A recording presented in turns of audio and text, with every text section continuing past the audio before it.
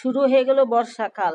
এখনই আপনারা নতুন নতুন চারা তৈরি করতে পারেন বিভিন্ন ফুলের ডাল কাটিং থেকে। দেখুন আজকে আমি অনেকগুলো ডাল কাটাই ছাঁটাই করেছি, জবা, রঙ্গন, অলকানন্দা। তো এইগুলো থেকে আমি কিভাবে নতুন নতুন চারা তৈরি করি সেগুলোই আপনারা দেখবেন। দেখুন আমি অনেকগুলো ডাল কাটিং কেটেছি, এগুলো থেকে আমি নতুন নতুন চারা তৈরি করব। তো কিভাবে করতেছি আপনারাও এখন থেকেই শুরু করে দিন। বর্ষাকাল কিন্তু উপযুক্ত সময় নতুন নতুন ফুলের ডাল কাটিং থেকে চারা তৈরি করা। তো এই যে আমি কতগুলো চারা তৈরি করে মানে কেটে এনেছি ডাল, এগুলো থেকে আমি চারা তৈরি করব একাধিক। তো কিভাবে করছি দেখুন।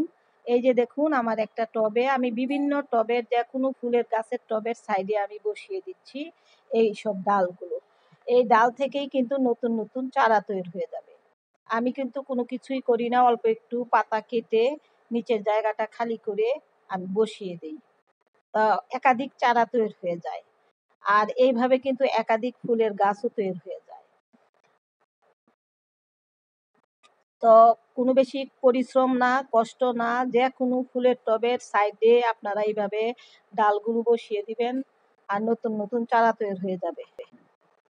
বর্ষাকালে কিন্তু ইজিলি চারা তৈরি করা যায় যে কোনো ফুলের গাছের ডাল কাটিং থেকে।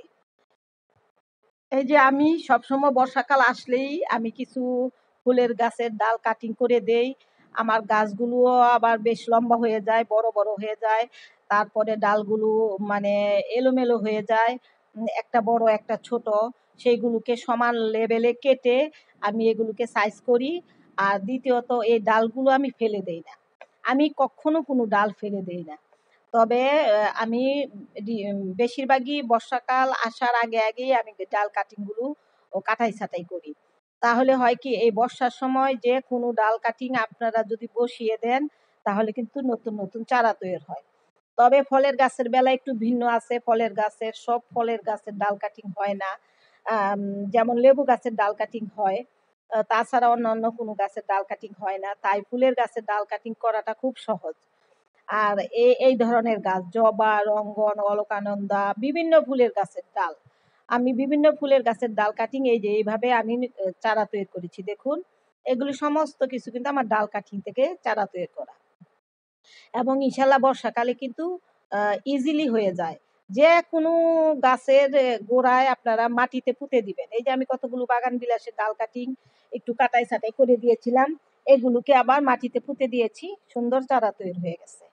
তো আপনারা একাধিক চারা তৈরি করতে পারেন ইজিলি, কোনো কিচ্ছু লাগে না, কোনো কঠিন কিছু না।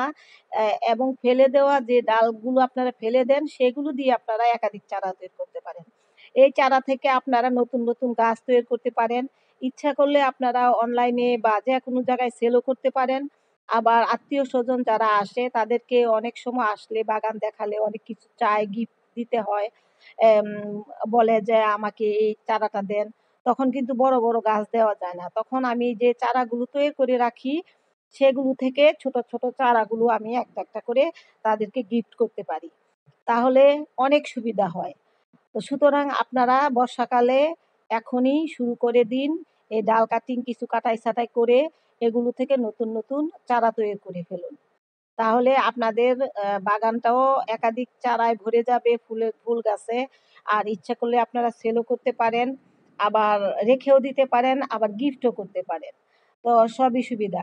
আমার ভিডিওটা যদি ভালো লেগে থাকে অবশ্যই লাইক শেয়ার কমেন্টস করতে ভুলবেন না, সাবস্ক্রাইব করে আমার পাশে থাকবেন। আজকে এই পর্যন্তই, আল্লাহ হাফিজ।